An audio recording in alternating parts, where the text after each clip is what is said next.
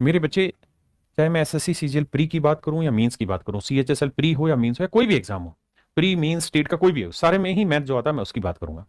मेरे प्यारे बच्चों, मैथ के दो हिस्सों में हम बांट लेते हैं, एक अरिथमेटिक और एक एडवांस। अगर मैं इनके सिलेबस बताऊं कौन कौन सा चैप्टर अरिथमेटिक में मानिए, कौन कौन सा एडवांस में, तो मेरे प्यारे बच्चों, number system, power charts and indices, simplification, percentage, profit and loss, discount, simple interest, compound, ratio, age, partnership, mixture, time work, ये। और मेरे बच्चे इसी चीज में अब आगे बढ़ते बढ़ते आप आ जाइए कहां पर, डाटा इंटरप्रिटेशन, डीआई जिसे हम कहते हैं, प्रोबेबिलिटी जो अब नया सिलेबस में इंक्लूड हुआ है, स्टैट जो नया सिलेबस में इंक्लूड हुआ है, और इसी प्रोबेबिलिटी के साथ साथ ही परमुटेशन एंड कॉम्बिनेशन मेरे प्यारे बच्चों जो हम कराते हैं।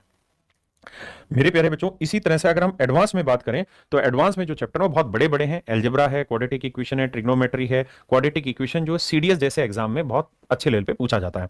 सर्कुलर मेजरमेंट ऑफ एंगल है, ट्रिग्नोमेट्री में maximum minima, height and distance, coordinate geometry, geometry, mensuration, mensuration 3D और 2D। तो ये मेरे प्यारे बच्चों कुल मिला के सिलेबस है। अगर मैं जितने भी कॉम्पिटेटिव एग्जाम्स की बात करूं तो लगभग हर कॉम्पिटेटिव एग्जाम में, हर नहीं 100% एग्जाम में मेरे प्यारे बच्चों अरिथमेटिक आता है। एसएससी के हर एग्जाम में मेरे प्यारे बच्चों एडवांस मैथ भी पूछा जाता है, अरिथमेटिक भी। सीडीएस में बात करें तो दोनों ही पोर्शन पूछे जाते हैं, लेकिन बहुत सारे स्टेट ऐसे हैं जहां पे अरिथमेटिक ही पूछा जाता है। बैंकिंग एग्जाम में भी अरिथमेटिक का ही वर्चस्व होता है। मेरे प्यारे बच्चों, बात करते हैं इसे कैसे पढ़ा जाए, किस तरीके से इसकी तैयारी करी जाए।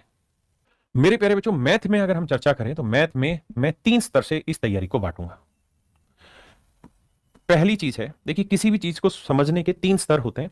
सबसे पहला स्तर होता है सुनना, दूसरा उसके ऊपर चिंतन करना, और तीसरा उस पर अभ्यास करना।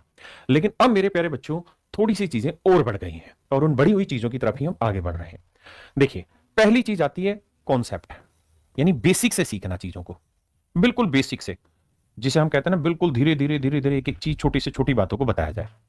तो आप जहां पर भी, जिस भी YouTube की वीडियो में, जिस भी ऐप में कोई टीचर पढ़ाता है, मैं पढ़ाता हूं, कोई भी पढ़ाता है, तो आप ऐसे टीचर से पढ़िए जो बहुत धीरे धीरे पढ़ाए, शांति से पढ़ाए, साफ सुथरा पढ़ाए, और एक एक छोटी से छोटी बात आपको समझाता चले, जिससे आप हर कॉन्सेप्ट को खुद महसूस कर पाए कि ऐसा कॉन्सेप्ट क्यों बना। हर चीज में सिर्फ फार्मूले ही ना लिखवाए, जो फार्मूले क्यों बन रहे हैं, जहां पे उनकी जरूरत है वहां तक उन सारी चीजों को एक्सप्लेन किया जाए। वो कॉन्सेप्ट है असली चीज जिसके बारे में आपको पता होना चाहिए। इसी को हम मैथ स्पेशल बैचेस के नाम से अनाउंस करते हैं कि भाई मैं मैथ स्पेशल अपना नया बैच ला रहा हूं, ये चीजें, तो इसी को हम मैथ स्पेशल बैचेस कहते हैं। इसमें बिल्कुल आप छोटी से छोटी चीज से लेकर और बिल्कुल टॉप लेवल के क्वेश्चन तक यहां पे सीखते हैं। अगली चीज जो आती है मेरे प्यारे बच्चों, वो है इसकी प्रैक्टिस, कि हम किसी बुक से प्रैक्टिस करें या जो क्वेश्चन हमने क्लास में कराए, मैंने कराए मान लीजिए क्लास में, तो उन सारे क्वेश्चंस को हम यहां पे करें। मैं कैसे पढ़ाता हूं उसके लिए मैंने अपने YouTube पे लेक्चर डाला हुआ है, बहुत सारे लेक्चर डाले हैं। अभी करंट में मैंने एवरेज चैप्टर डाला, वहां से समझ सकते हैं चीजों को कि कैसे पढ़ना चाहिए। अब आते हैं मेरे बच्चे कि हम प्रैक्टिस कहां से करें। मैं बुक से प्रैक्टिस करूं, किसी सीट से प्रैक्टिस करूं, तो मुझे लगता है कि प्रीवियस ईयर क्वेश्चन की जो भी बुक हो, जहां लेटेस्ट प्रीवियस ईयर के क्वेश्चन दे रखे हो, वहां से आप अपनी प्रैक्टिस करनी स्टार्ट करिए। तीसरा जो अहम मुद्दा आता है वो ये कि सर, प्रैक्टिस एक तो हुई कॉन्सेप्चुअल तरीके से, वो हमने क्लास में सीखा, हमने उसकी प्रैक्टिस कर ली। तीसरी चीज है कि how to attempt question, how to attempt paper in exam, कि पेपर को अटेम्प्ट कैसे करें एग्जाम में, ये बड़ी चीज है। और इसको मेरे प्यारे बच्चों आप ये समझिए कि अगर आपका ये हिस्सा 90% है तो ये हिस्सा 10% रोल प्ले करता है, क्योंकि आप चतुर तभी बन पाएंगे जब आपके कॉन्सेप्ट क्लियर होंगे।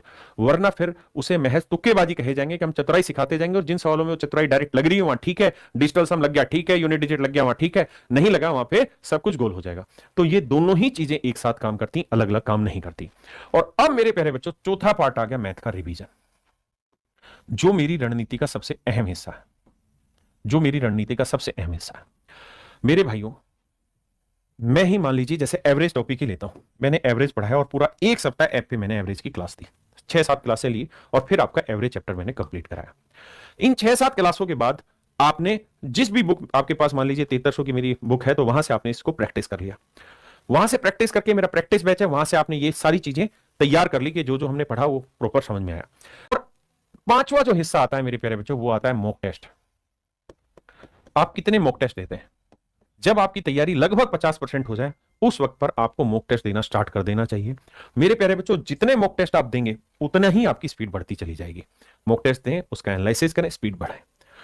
मेरे प्यारे बच्चों, ये 4 अहम बिंदु हैं, 4 से 5 अहम बिंदु हैं मैथ के लिए। पहले, आपके कॉन्सेप्ट क्लियर होनी चाहिए, आपकी प्रैक्टिस अच्छे से होनी चाहिए, पेपर में क्वेश्चंस को अटेम्प्ट कैसे करें, सवाल नहीं आता तब भी हम क्या क्या एफर्ट लगा सकते हैं, कैसे ऑप्शन कैंसिल कर सकते हैं, किन ऑप्शन को चुन सकते हैं।